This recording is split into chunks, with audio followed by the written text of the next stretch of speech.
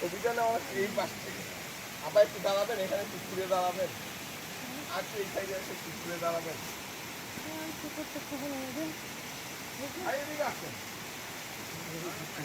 দাদা, এই গাছটা এই গাছের গোড়া পাঠো গোড়ার এই পাথরটা।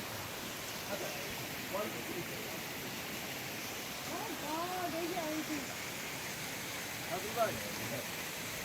ভাই ওই পাশে দেওয়া না